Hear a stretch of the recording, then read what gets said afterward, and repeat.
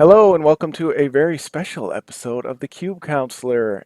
You notice something different right away. You see some faces on your screen. So we decided to do something a little different this week, and it's been a couple weeks in the making, but my guest and I were finally able to get our schedules together and sit down. So yeah, apologies. This is my first time doing the video feeds, so hopefully I've got everything lined up. We think we've got the sound where it needs to go.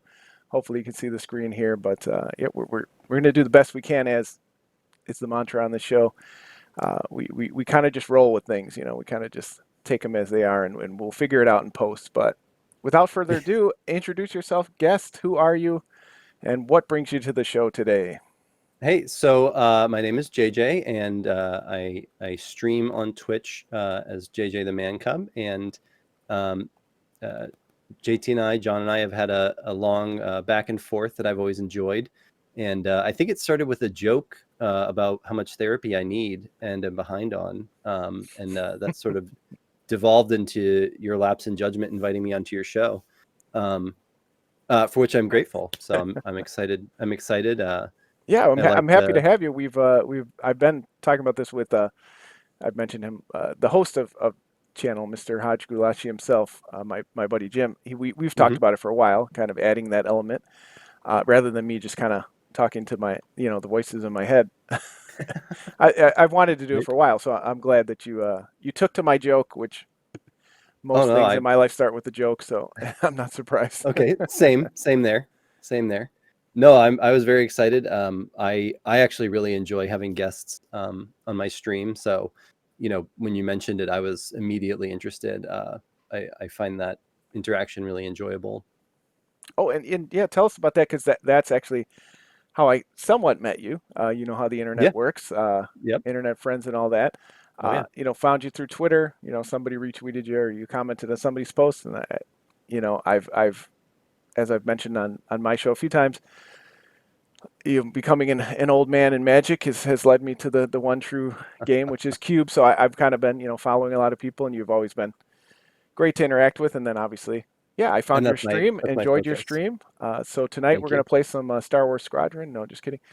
Tell us about your stream. How did it start? How long have you been doing it? And how did you I get into streaming? I well, like many people, it kind of started with quarantine. Found myself at home with a lot of time, and I had thought for a long time about doing videos. So I actually started with YouTube, pre-recording and all that. And but in the back of my head, stream had always been the thing. Like I play Overwatch casually, just for fun, and I thought about trying to stream that just for giggles. Um, I have a long history of stage performance. First time I was on stage, I was 7 years old, and I didn't leave it for 2 decades. Um, so once I had done like one or two streams, I was like, oh, this is what I was looking for. The YouTube videos are fun, but the post stuff is not um, stimulating to me. It's work. It's not pleasure. But for me, streaming is I love it. It's a really good time. Um, and then people like you come by, and I have a really good time interacting, and I really love the little community that's starting to build up. Everyone's awesome, and so that makes it easy to come back every week. Knowing that there's cool people that will come by and chat, talk about Cube, stuff like that. Oh, that's great. And I didn't actually realize that it was so recent for you. You're so natural Yeah. to it. You mentioned Well, thank you. another thing I found out recently a little bit from your Twitter post, but yeah, tell me more about you said stage performance. So Yeah. acting, dancing, singing. What does a man Yep. cub do? I I do not sing particularly well, but my mother was a stage manager and a vocalist, and my stepfather was a conductor, musical director, um, mostly active in community theater, but pretty high end. The Sudbury Savoyards, which they do Gilbert and Sullivan, which is probably a pretty obscure reference for most people. But they're an old pair that wrote musicals, light opera. So like I said, at 7 years old, I had a walk on one of those, and then the next year, I probably had a longer walk on, and it just kind of went from there. And then in my early teens, I found my way to dance, performance dance. So a little bit of tap, a lot of ballet, some Hmm. modern, um, and absolutely fell in love with that.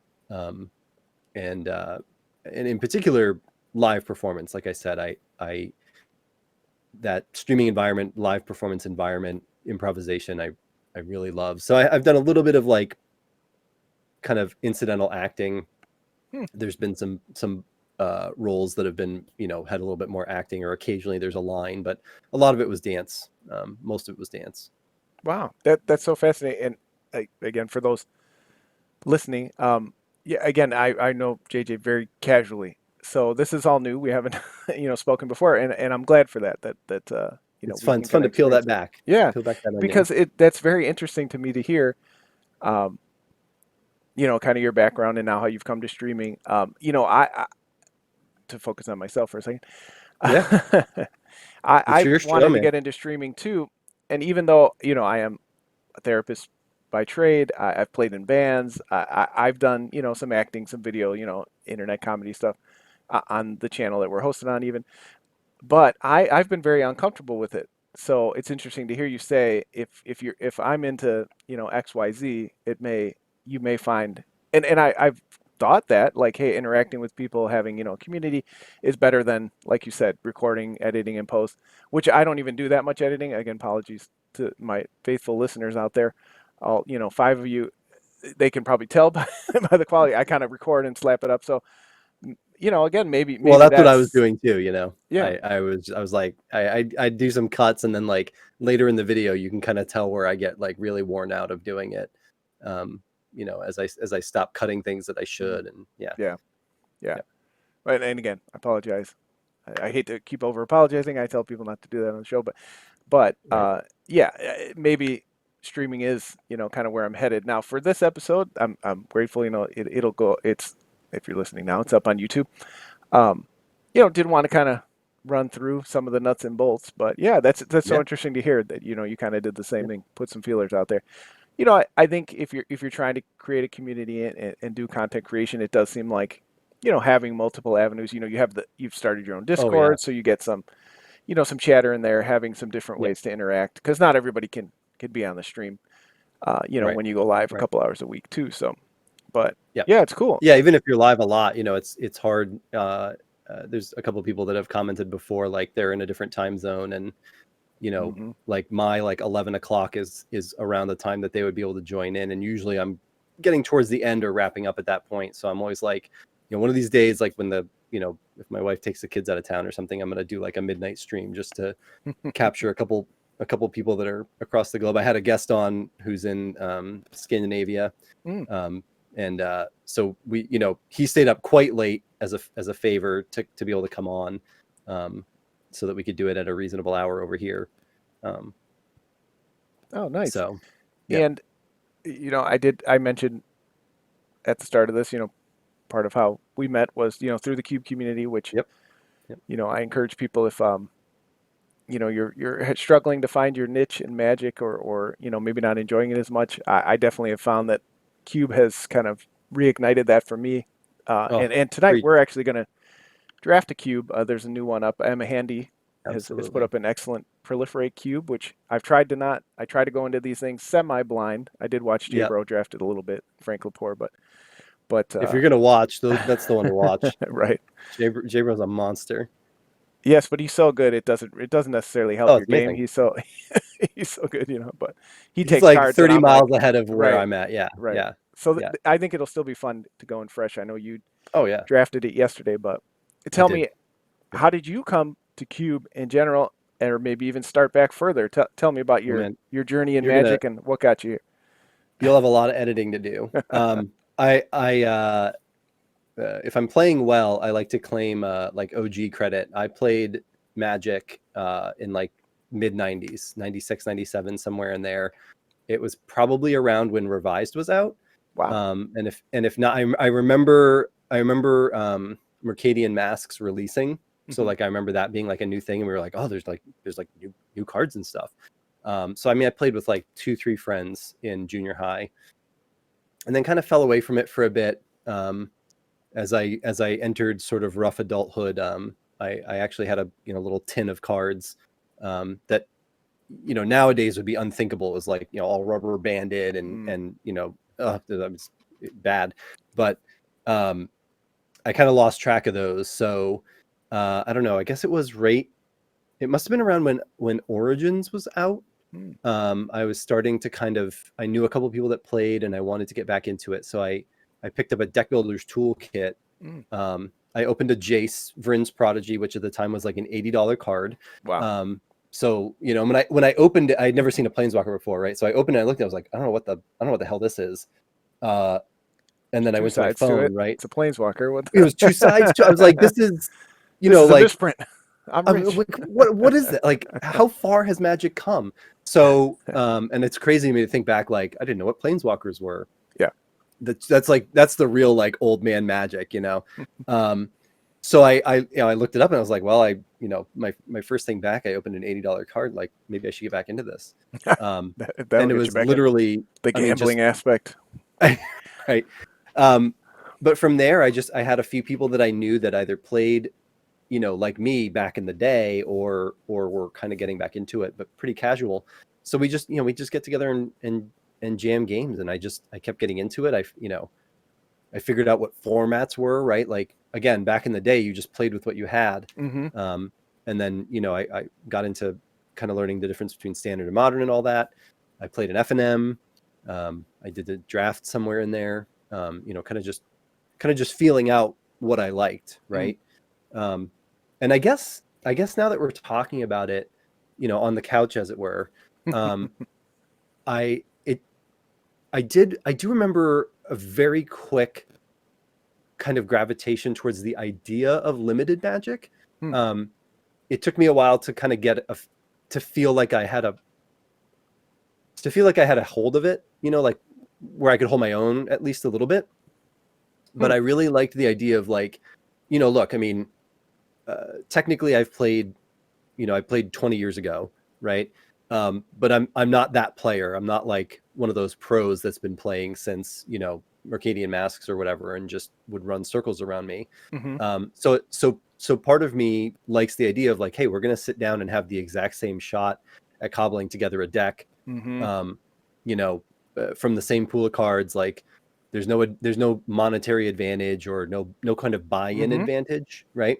Yeah. Um, and that leads me to Cube, because a number of people that I started playing with kind of when I rekindled over the last couple of years, um, either I taught the game to, or I sort of brought them back. They had like two decks, right? And when I was like, hey, I'm starting to play Magic again, they were like, oh, I'll see if I can dig those out.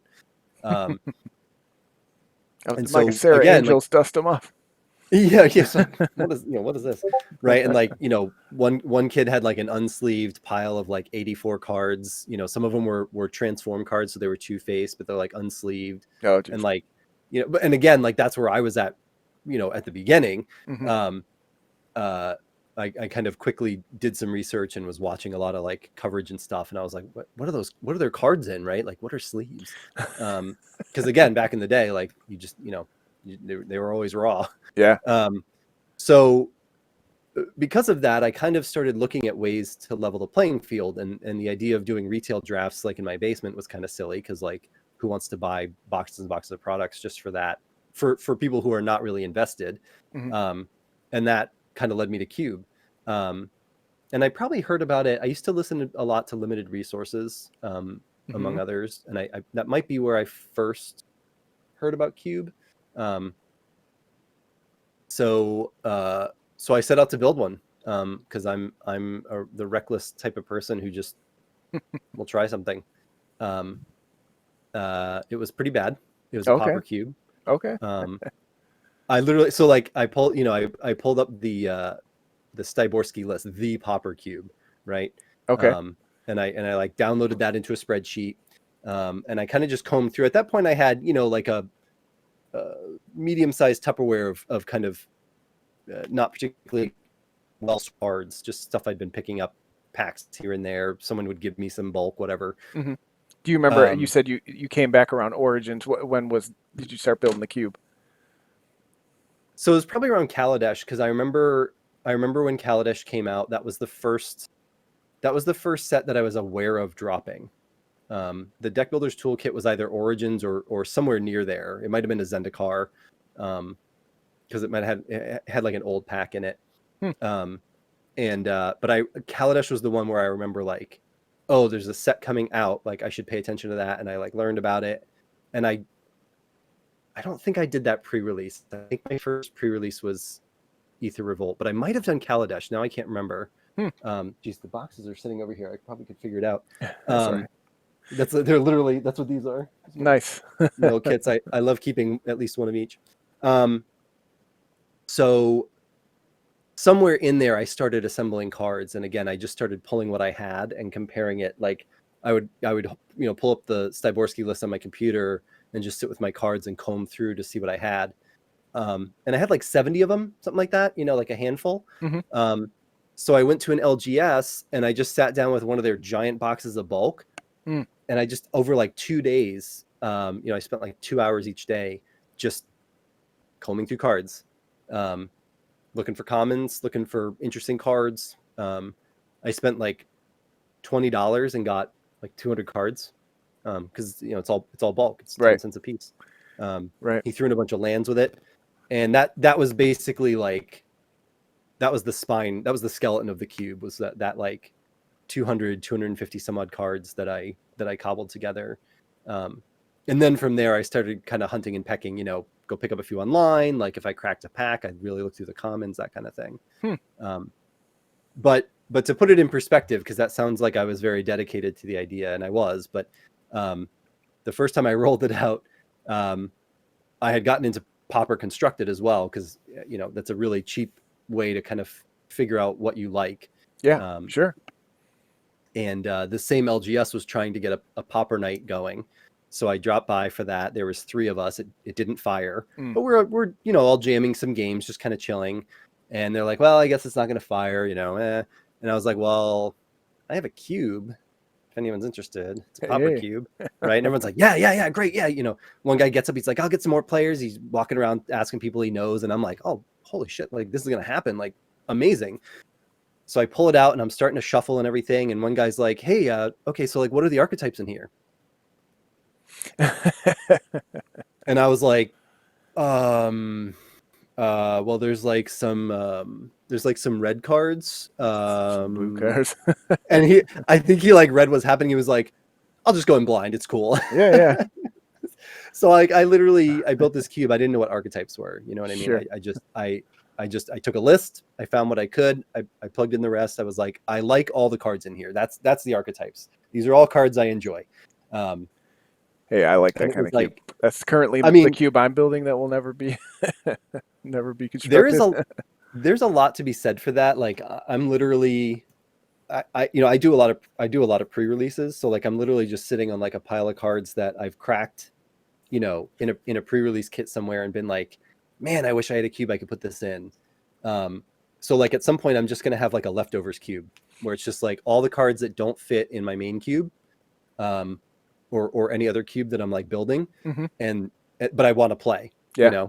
um, especially like you open like a sweet like alternate art planeswalker. Like I opened that from I think it was Theros, was it, that had the Ashiok in it, or was it the one before that? It might have been Eldraine. Um, that I mean the art was unbelievable. Like I opened it and I just sat there staring. It was a beautiful card, and I'm like, I don't have planeswalkers in my cube, so like what a waste. Yeah. I think Um, that. Yeah, I think that was Theros Beyond Death. yeah, I think that's right. Gorgeous card. Yeah. Yeah. Yeah, Stunning. it was because I had that with Kiorvas the Sea God in the same deck. It was brutal. That Oh, was like, geez. that was a People 3-0 didn't list like right you that there. night. No. Wow. Um, except for the third person, because we split. But Ah. um, so the yeah, so I ran the cube that night and like had some games. It was fun, and I learned a lot because people were asking me about like archetypes and stuff, and I was like, well, I guess I should figure out what the hell I'm doing with this thing. Um, but it served its purpose really well, which was, again, I mean, I think the max I hit, kind of pre-quarantine was like I got like 8 or 9, maybe 10 people from like my work, and like friends of friends to like come in my basement, play Magic. We'd roll out the cube. Like it was really um, everything that kitchen table Magic is supposed to be, you know. Mm-hmm. Um, and the cube worked really well with that play group because most of them were not enfranchised in any way. They played at my house and that's about it. Um, they had very minimal collections, Mm-hmm. and Popper in particular is nice because overall the complexity tends to be lower. Right. I Right. mean, gameplay and decks can be complex, but the cards Sure. themselves, Right. They don't have because the complexity goes complicated up. 7,000 lines of text and Yeah, no keywords no and four color omnaths to worry about. right. Too soon. Yeah, too soon. We should have a trigger Um, warning on here. no, it's I put should that have up with a said at big the banner. beginning too that we're open to talk about anything on here. I try to be open on the show, talk about you know uh, what I'm feeling, what's going on. But I'd ask that you throw a trigger warning up if you're going to throw any stories out there about your revised dual lands you got rid of for a buck or anything like that. Just give people a chance because I don't want anyone saying they were I traumatized because You of might want to watching put that up now. Those cards that I lost, I had I had some good stuff in there. Yeah, Like I go yeah. looking on TCG Player and I'm like, oh, that's $500 damaged. Okay. Oh, Yep. jeez, that's rough. I had at least I think one maybe two truly OG dual lands. Like when the dual lands came out, I think I had a Tundra, Oh, jeez. and there might have been one more. I can't Wow. remember. This was a long time ago. And like I've asked my friends, I've been like, hey, did I like give you those cards and like ask you to hold on to them Did I like maybe? at some point? Like, well, because I had some gaming stuff that I got rid of at one point, Mhm. because like I was moving and getting married and stuff. And um, I mean, if we're getting honest, my first wife was not big on the whole like gaming thing, so like I got rid of some stuff, Ah, and then I got rid of her, so you know it ah. worked out. But Should have done it in the um, opposite order. so like I know like one of my friends has like all my hero clicks, and like I don't play that anymore, so I'm like whatever, man. If you and your family enjoy them, like use them in good health. But um, somewhere out there, there was a tin of cards that like Mhm. somebody got a hold of somehow, Mm. and hopefully either played them or sold them. Like I hope someone got some use out of them. They're not rotting in a landfill somewhere. Right.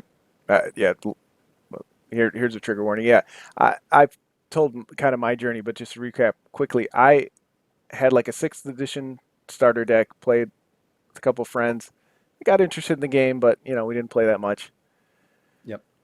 I thought Jackal Hops only wiped out their board, so I thought every time I played Jackal Hops, destroyed all their stuff, I automatically won. Right. So yeah, anyway, and then I started playing Earnest around Torment Odyssey block Okay. as Invasion was about to rotate out. Played for 2 or 3 years through Mirrodin block, and then once Standard rotated, I kind of got that first bug of I don't really want to buy a bunch of cards again. So then I Start left over. for a long time.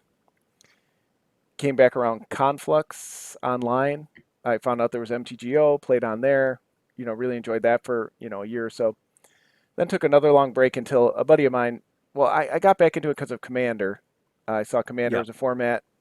Like you said several times as you were talking. Kitchen table Magic. Kind of remembered the times of playing with some buddies at the Amico gas station late at night and just jamming decks.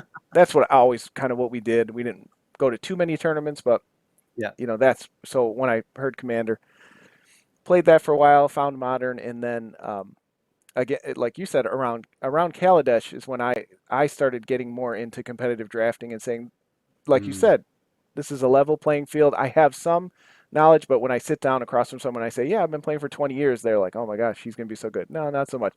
I missed a lot of the key, yeah. lessons Yeah. along the way.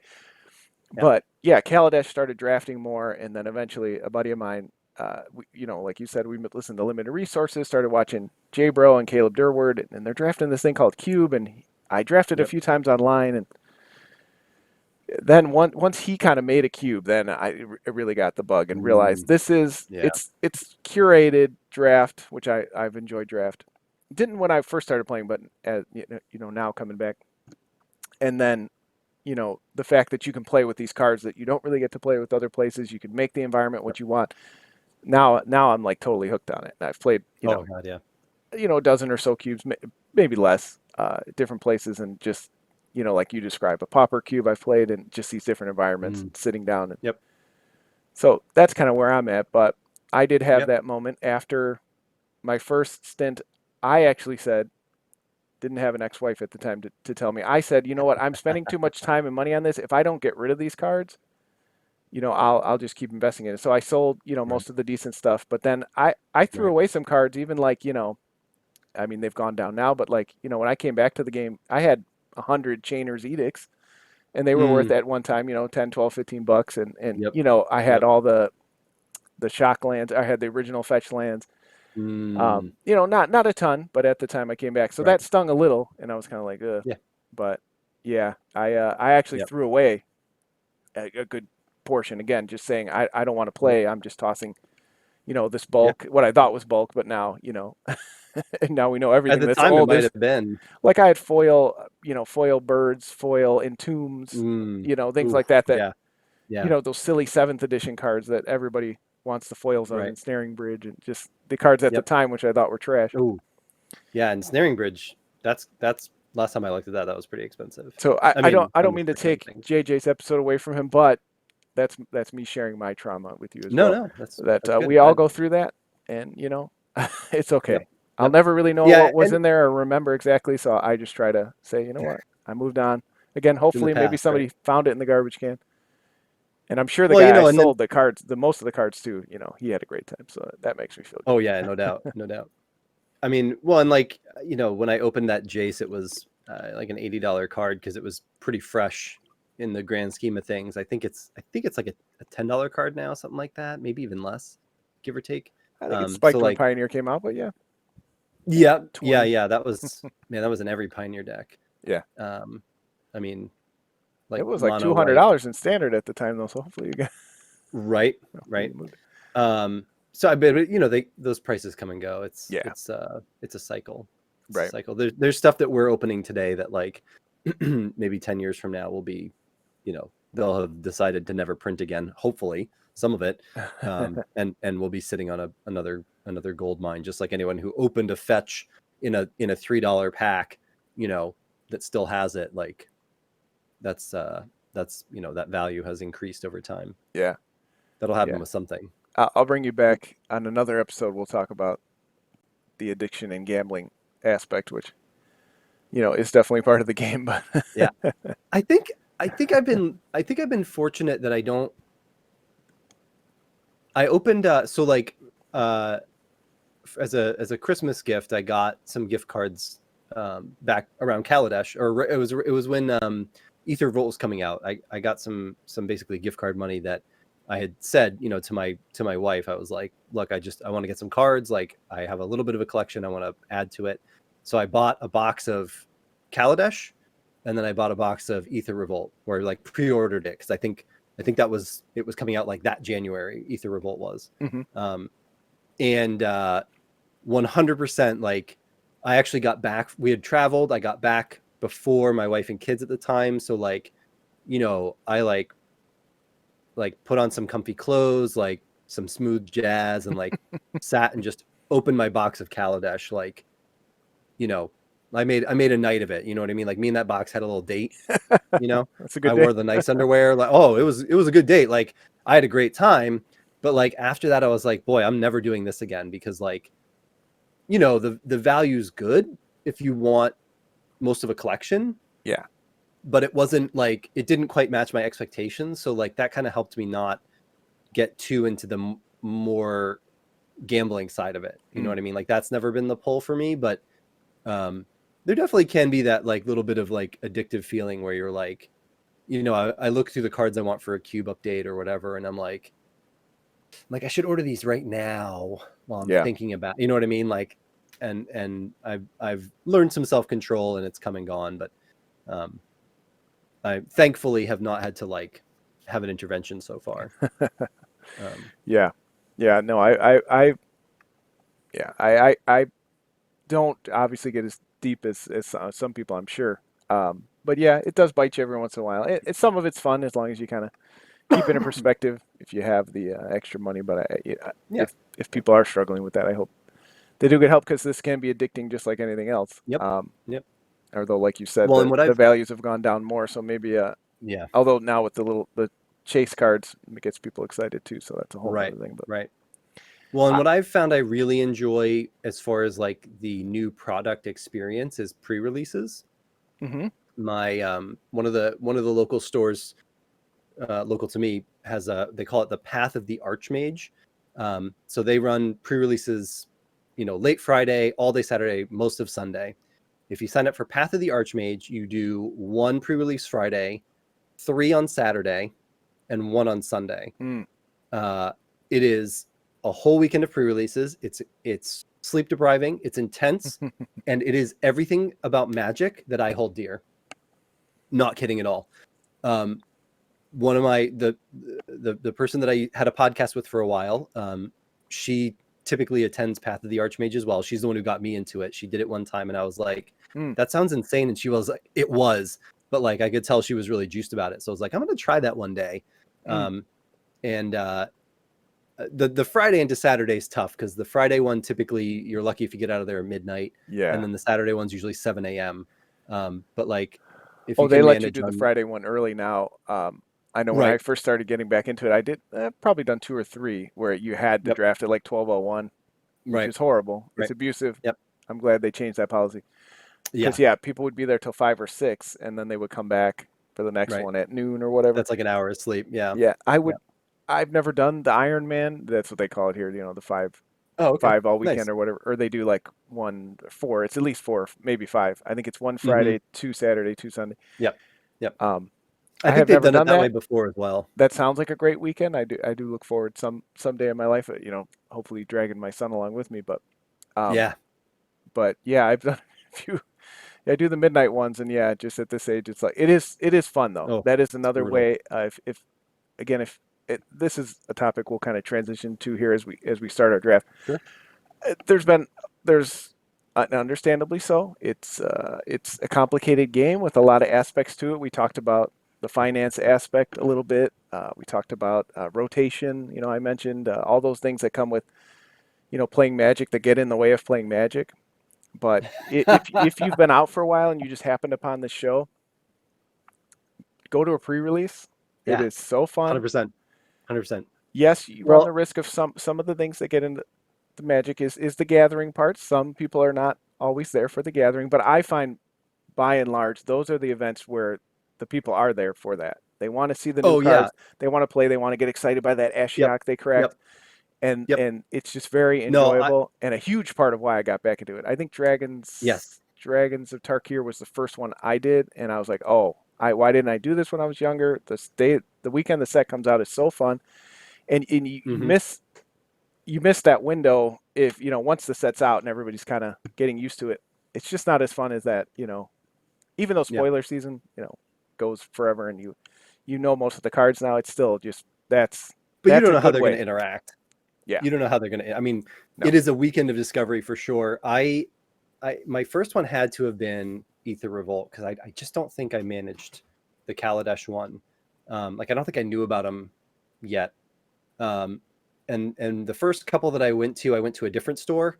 But one of my wife's uh, former colleagues went there, and he like I got you, man. Come on, like walked me through it and like explained everything and helped out and like Mm. my experience. I can't speak for other people, but my experience with pre-release has been unequivocally 100% positive. People are welcoming, excited. I've seen, I saw, oh gosh, when was it? It was the last time they did Omnath. Um, Someone was like, yeah, one of the cards I really wanted to open is Omnath. I really want to build that deck.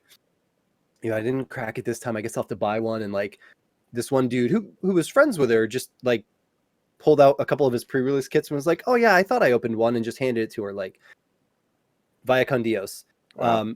Just that kind of environment is what I've always witnessed at pre-releases. And um, I think partly because people are not there the way they are at an FNM where they're maybe have the prizes in mind or the Hmm. prestige or the points or whatever. Right. Um, maybe they're honing their skills for Right. later tournaments. Sure. Um, and I've had great experiences at FNMs too. But overall, like the room packed with people who are all like just buzzing about the new set and Yeah. excited, and like, everyone's like, what did you open? What did you open? Like in a very like positive and inclusive way. And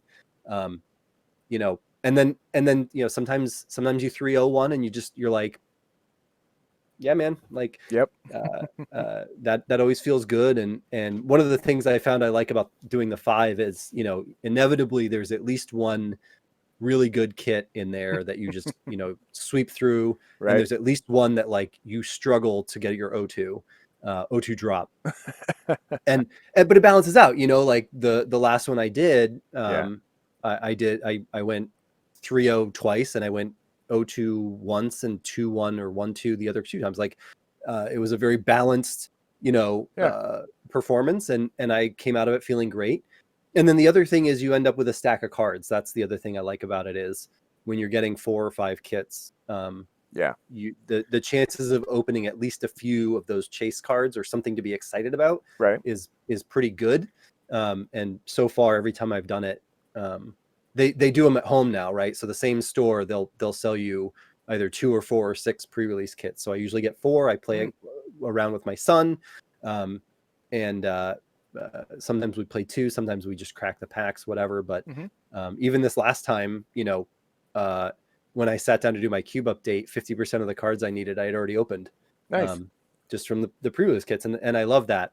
And some of them were the cheap commons, but some of them were a couple of rares, and I think a mythic in there somewhere that I was pretty excited about. Yeah, there's a lot in these new sets, but Yep. yeah, I've enjoyed that too, and that definitely scratches the itch of cracking the packs. But then you get to play with them. Yep. I've been Yep. playing at home these last few sets, as a lot of us have. But yes, if your LGS sells the kits, I recommend it.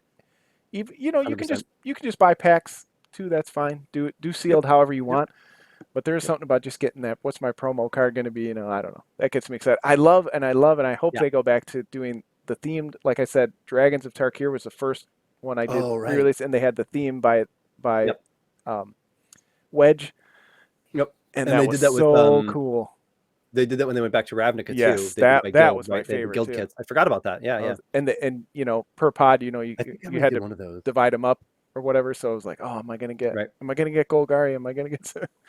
Yeah, That yeah, was yeah. great. I would draft that a million times. But that is, Yep. the curated lists they've done a few times is really cool too. But When yes, just if they go back like that, you gotta just buy like 20 kits, or like get together. Like I'll get some, you get I some, and might just hold on to I might them, just do that. I tried to do and then you that. can just play them whenever you want. I had a Rakdos one here forever, an extra one, and I think an Orzhov, Yep. and I cracked them. But I do have them here, so if It's anybody hard. does want to It's play, hard.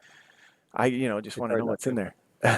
I But I did I the think same I thing still have actually. it built though, so I could still play. I was trying to get it together with a friend online to do this most recent one, and we were just having trouble syncing up. As you know, my schedule fluctuates sometimes, and I finally just was like, I'm opening them. I'll keep them together so I can build the deck and Yeah, we can play. I've But I was started like, doing that I too. gotta Yeah, open them.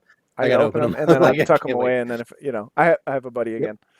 Mentioned the host of this channel. We play on Skype every once in a while with our pre-kits, so Nice. that's another way to extend them. And then again, having a young son, and we play in jam games, and Yep. once in a while he'll be like, "Oh, I want to play, the Eldraine deck, and I'll play my Theros deck or whatever, just Yep. jam Yep. against each other." So, Nice. Nice. but just like I think we both kind of had this same experience coming back and finding this glorious event called pre-release. Cube is the Yep. same, so we are going to fire up Yes. Cube here. Um, Yeah. and I feel like it does give that same feeling. So again, I touched on it a little bit. I know there's been a lot of sour feelings for a lot of reasons with Magic, but Yep. if you try to find those environments, again, we try to encourage positivity here on the show, and I think you and I are on the same page in that regard. There Yep. are tons of fun ways to engage Magic and not feel like you're in the rat race of standard and Well, so if I can share modern or one whatever. last story on that vein. Sure. So the podcast I had before was a coworker and friend, and myself. The two of us. I taught her the game, and I teased her about it. But when I told her I wanted to teach her the game, I was like, I think you'll like this. You like complex games and you're smart and all that. She was like, "Well, I'll learn it, but I probably won't buy any cards." Haha. Two Path of years the later. Archmage later, she's now the one who drags me to these 5 pre-releases. Anyway, um, Hilarious. I walked up to her at work one day and was like, "Do you want to try a podcast?" And she just like looked me dead in the eye and was like, "Yes." Like almost like she'd been waiting, you know what I mean, for me to ask that. So the problem is we both like brewing, and the easiest way to try to kind of dive in as newer players on content creation when you're trying to brew decks is standard. Hmm. And so this was, I should have done my research. I can't remember what was coming out at that point, but um, we we started working on it, and we had a really good time as we got going. But um, very quickly, kind of the nutshell version is, for me, the testing the decks really burned me out. I still like brewing. I love the idea of looking at a new set and figuring out what works together and having deck ideas. Um, but testing them is a grind, and um, if they work out well, that helps a little bit, but it still is very, to me, very exhausting. Hmm. And it was really sapping the fun out of it. So um, when Pioneer came out, I shifted my attention to that and started brewing in Pioneer, but it didn't help a lot. And I realized part of it was just if I'm testing, then I'm playing with the results in mind, right? I'm looking to kind of figure out, am I Mm. winning? Am I losing? Wow, Why am I that's a winning? Why you am I know losing? Right? until you Go ahead. say that I hadn't. Yeah, I mean, yeah. If you have to analyze what your goals are in Magic, and yeah, if that's I think that was me too. I was trying to grind in Modern and trying to play Yep. decks. I wasn't as much of a brewer, but I did like to play the rogue decks that weren't very good often. Right. 2-3 at night was good for me, but Yep. I didn't necessarily want to go 5-0 every night or spike huge events or anything. That's never how I've been, but Right. it does kind Right. of grind on you because that is Yeah. part of the point. You don't want to walk away empty-handed, spend your money in Right. time. I mean, 4 or Yep. 5 hours on a Friday night is a Yep. lot. And yeah, I just again gauging Well, more and with MTGO and Cube in that casual environment has yeah, has been better for me. Uh, same. No, so same. Totally. If you're testing a deck, you're trying to figure out if it's working or not. And if you're putting it on a podcast, at least for me, I felt like if I was gonna spend 30 minutes explaining a deck and then say, so when I tested it, it went 05 3 times. That didn't, like, well, then why the hell are you telling me about it? Like, that's ridiculous. So it became very discouraging when a deck didn't come together quite the way I thought. And I didn't usually have enough time where I could have like 6 decks going and try them all. And, mm, I was renting cards. So like that was a whole process. Um, so yeah, a lot of times I had time to sit down, like you said, play 3, 5 games, maybe a league, maybe not. Um, and that was my testing. And if a deck didn't work, it was like, well, I either have to present this crappy deck or I have to start from scratch. Um, and it just became really discouraging. And that was when I really started focusing on Cube, and best decision ever, hands down. no, that's great, and I appreciate you coming on here um, and sharing that story because again, I try not to, as a counselor in real life, to encourage people how to feel. I certainly understand, like you described, if I'm doing a podcast or I'm on the pro tour or trying to get there, I do this for a living. Um, I can't tell anyone how to feel about it. Certainly, having cards quickly banned and having to, like you said, invest time and money and energy, and then have to kind of start over. Those feelings are valid. My encouragement is always where do we go from there? How do we not sit with those feelings and let Right. them, ruin, what we could have? And Yep. sometimes the choice, I talked about this last episode, sometimes the choice is to step away. And I've seen a Yep. lot of people doing that. I hope that they're, you know, taking a few moments and making a logical choice that they won't regret later and saying, Right. you know what, Right. stepping away is right for me and not just stepping away out of anger or impulse. But yeah, you can't tell people how to feel in those situations, but I hope, hearing stories like yours and kind of how you've came to Cube and mine as well will help people understand that if you are still enjoying the game and you want to still get that enjoyment, there are tons of ways. And again, Yeah. we're going to do that right now. So, Yeah. Yeah. all right. So you have some experience drafting this cube. Actually, I friggin' knew it. Caleb D is the one match I played Oh, you just looked it up. with this kid. No, I mean, he's sitting right there on the leaderboard, and I was Yeah. like, when I saw the name, I was like, shit, is this the Caleb D? Because I've seen him on Twitter. Like, I think I follow him on Twitter, but I wasn't sure if that was his MTGO name. Yep. And I'm confident it is. And we did have I thought a good match. I snuck game 2 away from him. And almost lost to time in game 3 because I was moving pretty slow. Ah. Uh, Yeah. I was a little rusty on streaming and playing at the same time. Oh, and I apologize to the viewers. I did mute our beautiful faces, so I apologize. I'll bring They're just gonna have JJ. to get I'll bring by in JJ the back at the memory. end. I Right. will. Don't tune out now. I will bring him back at the end. But I thought, for the screen, I didn't want Well, him that just means I can get back in my comfy clothes right. now. Stripped Get down. into my toga. Oh, that's disappointing. It's not firing quickly, but yeah, my Caleb D That's story weird while it's too. waiting to On day fire. 2 or 3. Yeah, 600 people. Usually there's more, but I played Caleb D twice in the same modern league. He Mm, played with 2 different decks, ouch. and he absolutely destroyed me with both. He was playing Yep. at the Yep. time in modern. One of them was the Kragenwick Cremator with the that big worm that you reveal it off the top Mm, and it does 16 damage. Where he destroyed me, and then I'm like, all right, I'm still 2-1 in the league. I can cash this league, and then he fired it up right away against him again. He must have yep. threw a deck in right Nice. away, and he destroyed my dream, and then I lost the last match and didn't get any Yep. money. So hopefully the cards are big enough for you all. You can see my screen.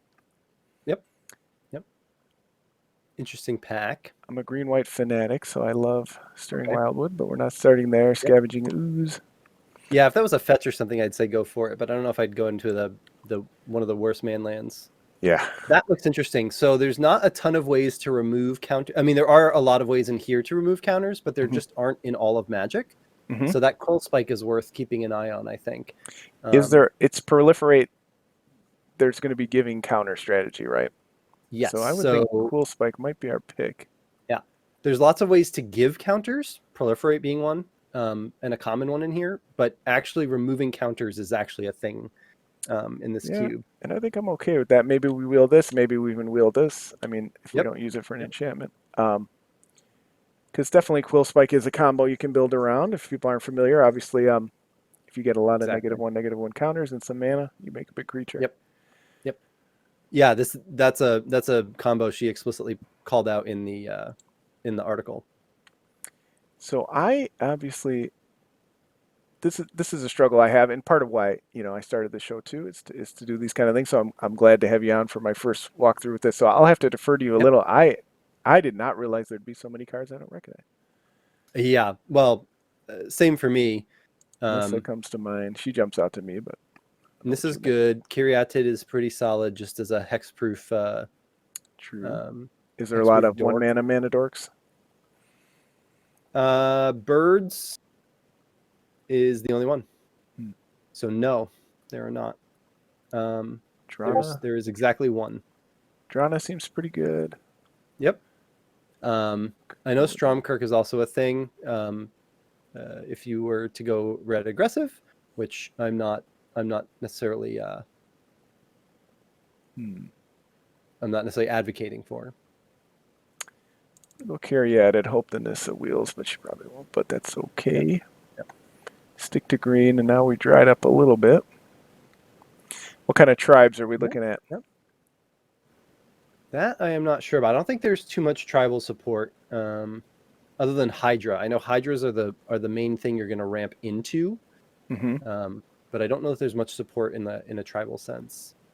In Proliferate, Alenda seems like an absolute nightmare. I will say that I've seen Alenda get out of hand when there's no support for her, and when you're in an environment where you can stack counters on her, whew, that's terrifying. Yeah. I was also looking at this one. I don't know how good that is. Oh, that's pretty solid. That's pretty solid That would too. put us in Simic. Yeah. Or I guess we're not 100% committed at all. No, you can be open here. You can be open here. And I'm sure there's the Heliod combo if there's Triskelion. I believe so. Yep. Yep. I think she put that one in the article as well. I love this card. That's a solid. That's a solid card advantage card there. Yeah. It seems. I mean, obviously, not everything has to be proliferate. That's not the point, but Right. doesn't Right. really do anything with counters. But maybe she needed some blue support. Yeah. No. I Young mean, Wolf, at does some that point you need excite some you? blue.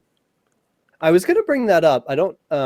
The Undying is definitely Undying and Persist are both very much worth keeping an eye on in this cube because there's just so many ways to manipulate counters. So, or things that counters matter in some way. So that's definitely worth looking at. And I don't know that I see anything else that's like Yeah. super eye catching, except like you said, Watcher, which is fine, but Yeah, that may maybe not come back. maybe not the flashy pick. Repeal jumps out. So I'm not going to recommend you get into it, but Skilled Animator definitely is a signal.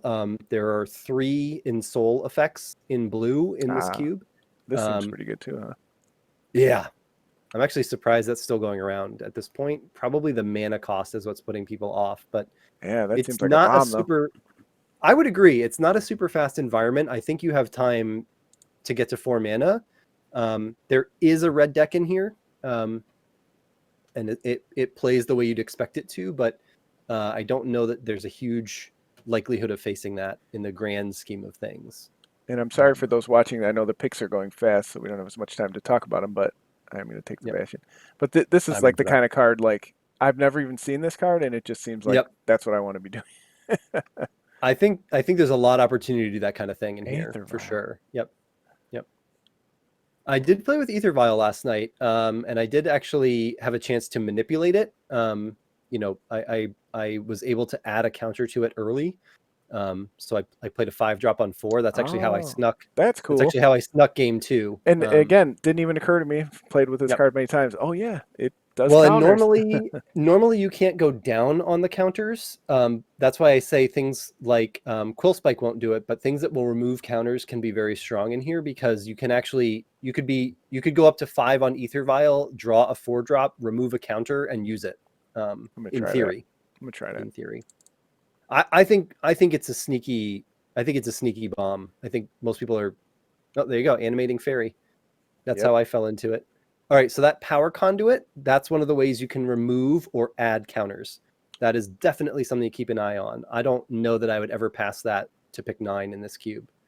Yeah. And I might be too high on it, but it did some work for me. I I also had wouldn't power. fault anybody who I just like the name Cornucopia, so you take that if you really want. Put it in the The name Cornucopia. pick.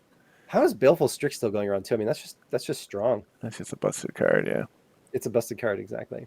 So power conduit let me take a counter off of my my land, blast zone, blast the land, Mm-hmm. and put it on Ether Vial to drop the Fabricate Angel a turn early. Ooh, Yeah, it I was like good. the It sound was of that. good. It was good. I snuck game 2 with that.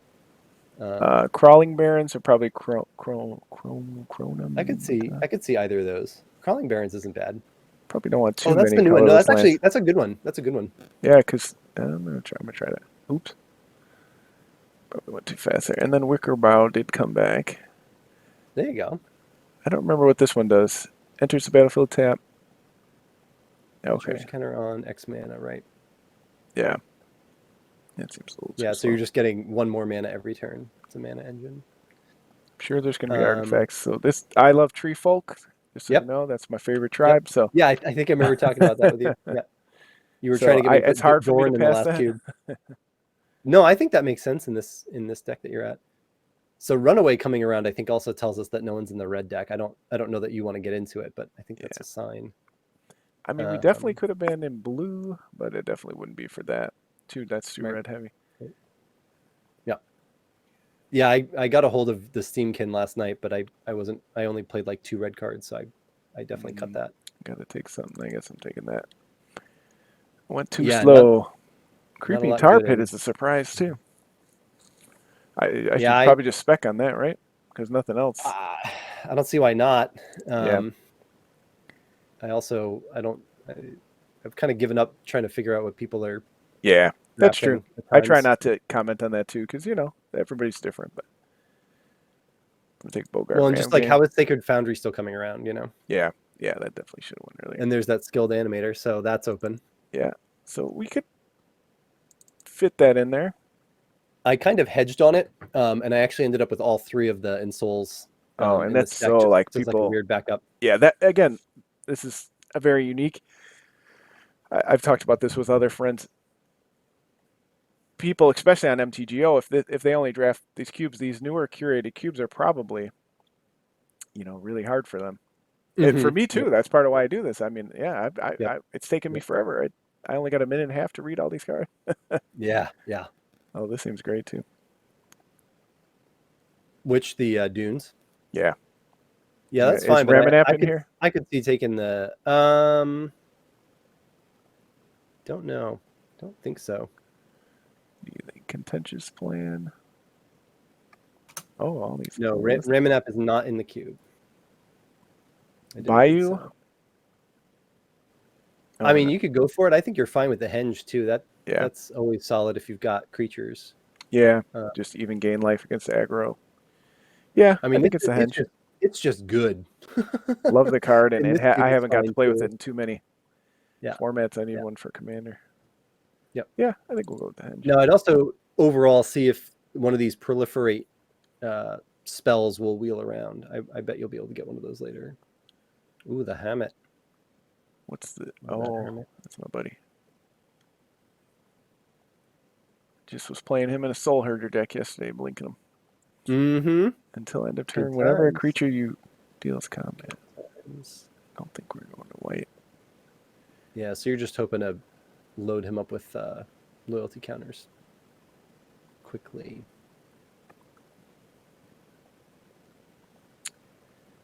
A Warden of the First Tree. So I don't know if you want to get into it, but that serrated, what is it, Biskellian? Mm-hmm. That's another example where you could use that with the Quill Spike to Oh, just maybe that comes load, back right? because I Right. forgot. Yeah, I mean, we obviously don't have to play Quill Spike combo, Well, but right. I'm just saying that's an example of kind of the lines in here that I think, you know, it takes a while to kind of yeah, figure out. I'm gonna take the safer pick and hope. Yeah, because that Oh yeah, goes. Yeah. yeah, that's a great card. Yep, yep. No, I don't. I'm not. That was necessarily an endorsement. I just wanted to point it out. Ooh, we could also take the counter off Glen Elendra. Mm-hmm. Yep. Now we're Yeah, talking. exactly. Oh yeah, Exactly. this seems really fun. I'm liking this already. Yep. Yep. So there's a lot of stuff in there where, yeah, again, being able to remove counters is pretty rare. So, um, if you see something that lets you remove counters, i.e., the power conduit, because that's another example. The power conduit will remove a -1/-1 counter. You can take any counter off of any permanent you control. That card, I don't. Maybe I'm wrong. That just feels like a pack one pick one, like insta snap to me. It's colorless. It goes in any deck, Yeah, and you can take a counter off of literally any permanent, yeah, and you can put counters on. So like you could take right, the counter off Glen Elendra and then put it on one of your creatures that has a -1/-1 counter on it, which will cancel out. Like right. it's insane. It's insane. You can put it on your Ether Vial and pump it up. You can put it on That does your seem pretty awesome. you can put it in your Crawling Baron. Like I'm digging this anyway. Yargle Plowshares. Oh God, I didn't even know that was an art there. Eesh. Enters the Yikes. battlefield. I love that Sorin art though. Yeah, so here you go. Yeah, Wall actually, of there's a Roots. bunch of good ones in here. Wall of Oh, Roots. You can just we're all about keep that. taking those counters off. I love Wall of Roots. That I think that'll go that nicely with your Mirage art. curated. I think you've got some ramp stuff going here, especially with the henge. You got a little bit of a ramp thing. But I like where Yep, that's maybe headed. this comes back. Oh, Yep. pretty good. Yep. Oh, do we want this? Beginning of your end Oof. step, Ooh, choose ooh, target creature ooh. card in your graveyard. If that's converted mana cost less. Yeah, That thing's insane. That I, just I kind of disentunes want this everything in fetch though. worst case. I mean, I think that's the responsible choice. Is that a challenge? I feel like that's a challenge. Ooh, 0 mana. That's me knowing that that I tend to not take my lands early enough. Oh, I did better last night yeah. and ended up with like 4 OG duels We probably can't somehow. play all of these two if we start going in three Right, colors, but right, right, right. all right. We'll be responsible for the first one. That is a smart pick. That is a smart pick. Probably want one rainfall. So Bioessence Hydra is planeswalkers, right? So we don't have a lot of planeswalkers. Right. Right. Yeah. Not a great. Oh, so again, just pointing it out for thoroughness, that Vizier of Remedies is a great way to combo with those -1/-1 counters. Mm-hmm. Um, I don't think that matches your deck now, but I just wanted to. Oh, actually, it combos with Malira. You've got both the combo pieces Oh here. no, in the same pack. Vizier and Malira are that's the dream. Do we Um, think I need Malira to protect my creatures? I'm probably gonna take the land. I think the land's fine. I do like a I'm one sorry, Vizier rainfall. doesn't combo with Malira. Malira and Vizier are serve the Similar same effects, yeah. purpose in the Mm-hmm. combo. Yeah, yeah, yeah. Interesting. I've never been particularly big on this Oh, Saheeli. that's cool. Yeah, she's okay. Although you do have a lot of well, I guess you're not really in a green devotion right now. No, but it's I only mean that pack land is two. good for you too. That land is good for you too. It might just be time to start jamming Sultai lands. Yeah, Keep yourself open. let's do that. Or keep yourself I mean, casting the other things. thing was like maybe experiment one, but this seems Oh, really good so too. Oh, sacrifice yep. or endless one. The other thing that Power Conduit lets you do is keep a saga triggering infinitely or indefinitely. Oh, that's awesome. So that Oh Triumph in the man. last pack puts a +1/+1 Oh, counter, that's and that's amazing. what I was doing with it So last I night. think it's throne or endless one, right? Paradise Mantle's okay. I mean, you're ramping, right? Maybe a little bit. Yeah, Endless one might come in pretty fat. yeah. I gotta have some That fatness. might be a good, yeah, Okay, a and good top end we for can you. get this guy big quick. Yep, Or this is yep, one of the proliferate. yep. Yeah, I don't know how committed you feel to blue, but I could see either of those being a good pick. What is it? That Level up to a Beastmaker will 6 to trample. happily eat up mana and be a what Yeah, is it? What is it top out at 6/6? 6/6 trample. Yeah, That's not nothing. yeah. For even a 4/4 is not bad. Yeah, That's yeah, one. agreed. All right, and this did come back. There you go. All right, Right, we're so in you the put a money counter now. on it. You have lots of ways you can remove it. And Yeah, my deck is not putting counters on other creatures, so this probably doesn't. Is it worth speculating on this over? I mean, this is a minor effect, but it's something. Oh no, it's each yeah, I think it's creature. fine. Oh no, that's pretty good. We'll go with Oh, that. it's each creature. Yeah, Yeah, it's that probably entered. fine. Yeah, Probably that's fine. pretty busted. I thought it was like the graft one where it was just like one creature. Right, right. Gets +2/+2 and has infect. I don't know. Now I can't read all these last ones. Oh, and she did come back. How about that? There it is. That's a sign. That's it. That's a sign. Ooh, there you go. Clock spinning. Again, one of the Oh, few there it ways is. to remove a counter. And I'm sure you're not going to play that Triumph, but again, it goes very nicely with Power Conduit. Or anything that removes a counter. All right, what do we got? Hooded Hydra. Ooh, Oh, bird. there's birds. That's your one mana dork in the The cube. one. That's funny. That's what it looks like. Hooded Glancing over Hydra. the Yeah, list. Hmm. That's a green Alenda. Mm-hmm. That could be good. It's probably birds, right? I think the Hydra is more likely to wheel. Yeah. And if you're feeling ramp, I think birds is. If you're feeling 3-color with ramp, I think birds is a pretty easy pick Yeah. here. Yeah, birds is just on a different level. The only competitor. Yeah. Okay. Oh, we have some black. Yep. The ready spaghetti. Yeah, Henny's always fun. Yeah, true. I did see Parting Thoughts do some work. I also saw it take Caleb D down to 5 from 12. Wow. So also drew 8 cards, so that's a thing. But Hmm. um, Oh, I think it's between that and Yeheni. yeah, they're both This good. does seem pretty busted. Um, I mean, it's really great when you can hit something that's got like a counter on it. You know, um, Sure, it depends on obviously, that creature you kill out for him. I didn't yeah. put that. Yeah. Like it's almost a little bit of roulette in this cube because like again, someone casted on my 8/9.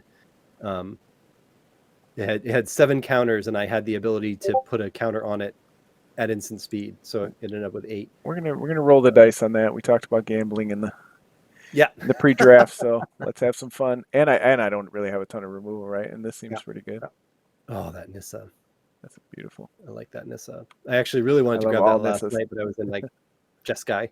Ah, force it. Yeah, probably. I don't actually. You're gonna have to help me through. Fading one gets +3/+3. Destroy enchanted creature. Yeah, I don't know what that card is. It's probably Search Not seen or it before. Nissa. Didn't seem like we had a ton of competition, so maybe we what is this? I think Nissa seems solid. Yeah, it's one of the only planeswalkers in the cube, so Yep. maybe we get the Search back, but that's not my favorite fixing anyway. Right.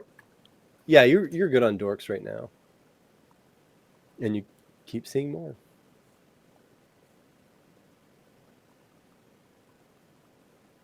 Tragic Slip is probably fine. There's in Soul, so we've seen all three of the in Soul effects come around. Oh yeah, Yep. I always like Phyrexian Metamorph too, but I'm a pretty big fan of that. don't know how One of the, powerful it is in this type of it's as cube, but it's as powerful as the worst threat you're facing. right. The fact that it hits the other side of the board is one of the most important things about Am it. I overvaluing Subtle Strike because it's always been good in draft? Because that seems like No, probably not. That's multiple probably fine. counters. I mean, it doesn't.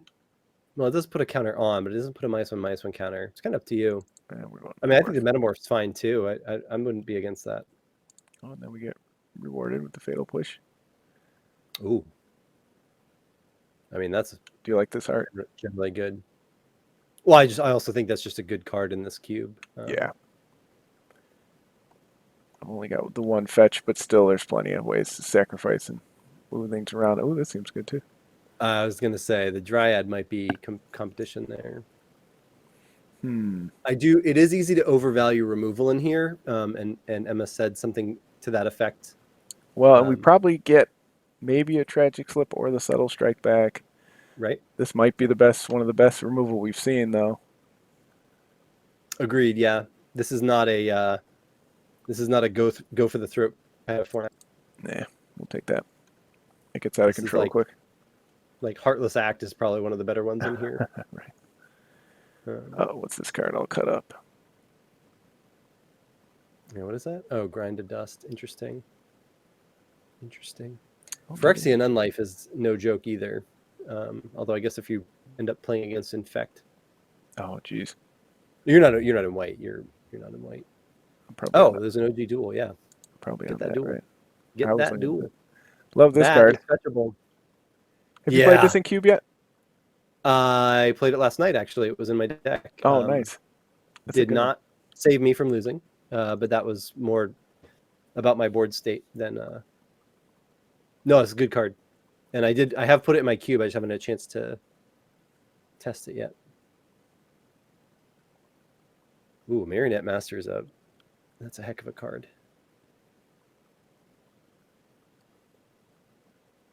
I don't think I have enough artifacts for the second half, right?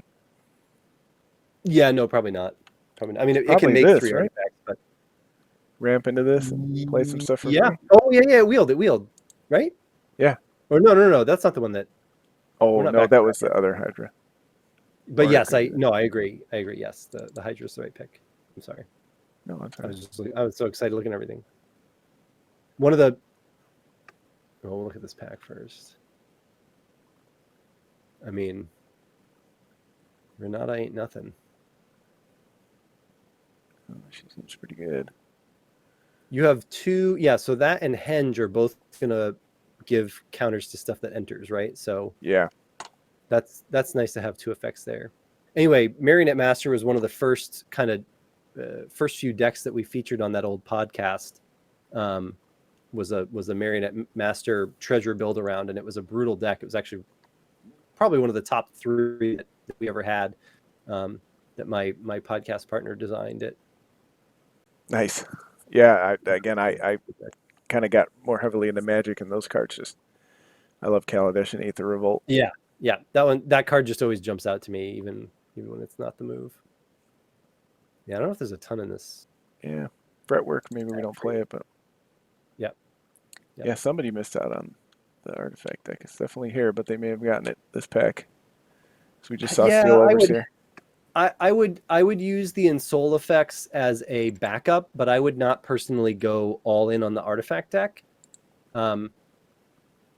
My cube, which is all creatures, had a like Ensoul is fine. You can play it when you've got artifacts, but I wouldn't be like, that's my deck, you know. Mm-hmm. I had a intentionally supported artifact deck in my cube. It's an all creature cube, and one of my friends, drafted it, put it together, like got there with it, and just got crushed. It was not a good. I just don't think aggro out of artifact aggro is viable in cube right now, unless you're in a very low powered environment. That's my hot take on it. No, I mean that totally makes sense. It's such a what is the term, parasitic? Because it's like it has to be Yep. these Yep. 12 artifact creatures, and if Right. you speculate on it too early and don't get them or don't see them, Yeah. Well, and artifact creatures are always weak, and there just don't tend to be good payoffs. I mean, there's other than something like Marionette Master, there's not a lot out there that's like, if you have 10 artifacts, you win the game. I'm very bummed this is only up for a week. I'm interested to see people's Yep. because this seems like this would be the environment, right? Because there's so many ancillary artifacts, and the counters part is huge in a lot of those things. So you'd be interested. Well, we have some cuts to make. Oh yeah.